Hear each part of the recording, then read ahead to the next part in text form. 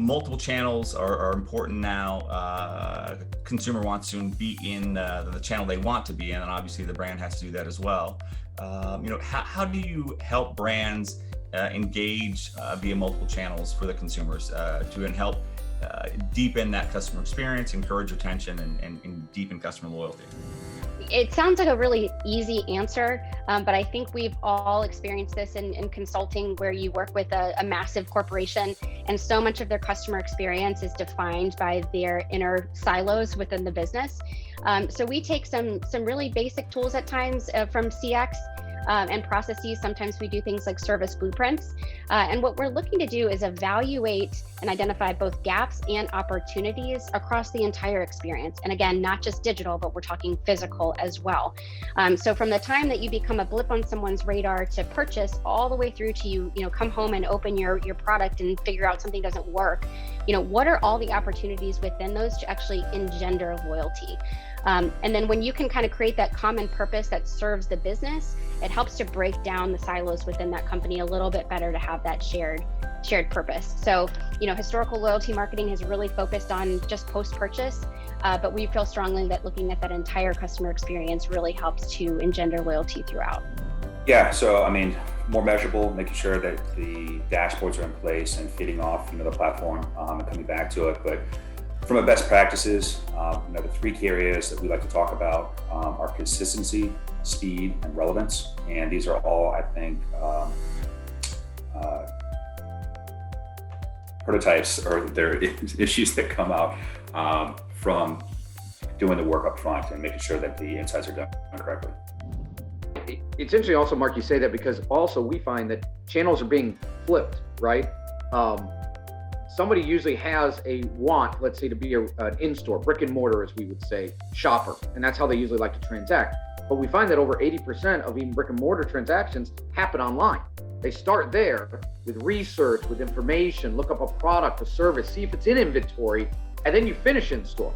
And then there's people that are doing the opposite. They go in store, someplace they know where an object is, they touch, they feel it, and then they go online and buy it, right? Because they use that as a mechanism.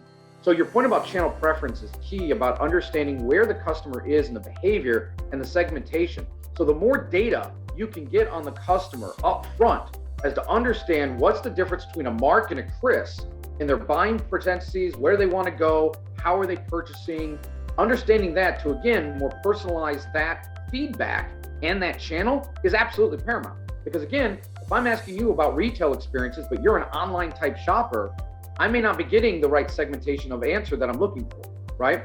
So building also that loyalty base is a big one. Through loyalty programs, you get that intimate information about where do they purchase, how do they purchase, what do they normally purchase.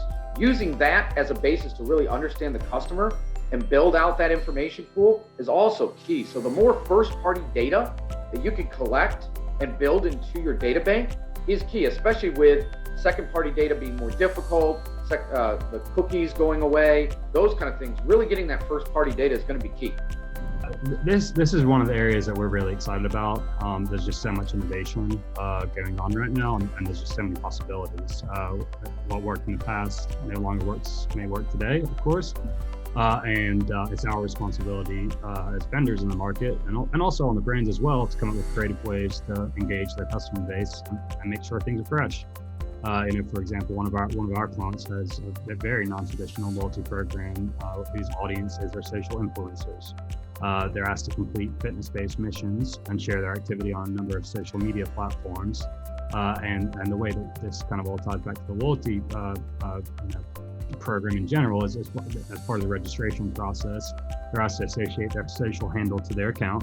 And if they use mission-based hashtags and have a public profile, we're able to capture this information, tie it to the account, and reward them for it. So once they've completed X amount of missions, and based on their tier level / general engagement, they're sent care packages and become potentially eligible for various different surprise and delight rewards.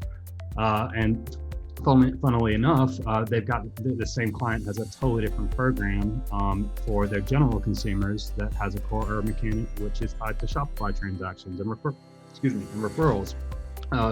So this one client is really able to, to offer different types of programs to different types of customers, depending on what their needs, objectives, goals, et cetera, are, and how they've got them segmented and wedged out.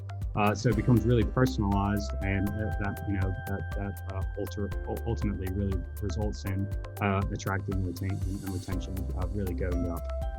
And I think the big thing is that, when you look at all of the different channels, you have to make sure that your messaging is consistent. So we always talk about this, brands that work in silos. And of course, the larger you become as a brand, it is difficult to make sure that communication is consistent. But we do talk about how important it is that messaging is consistent in the different channels. So that's the one thing. But again, I still go back to the data and the personalization. Knowing who you're talking to and when you're talking to them is also important. And of course, they're using different channels for different things. If you're using a Vesta community, that's your engagement. If you're using traditional rewards, that's rewarding for purchase. And then you've got your CRM, which is your more of a broad messaging. And then you have your media, using maybe Facebook and Instagram, your social as a media purchase for maybe your mass. So again, understanding the different audiences and the different channels rather, and how they work together is really important. So I encourage, marketers that are working in silos to take a step back and really understand,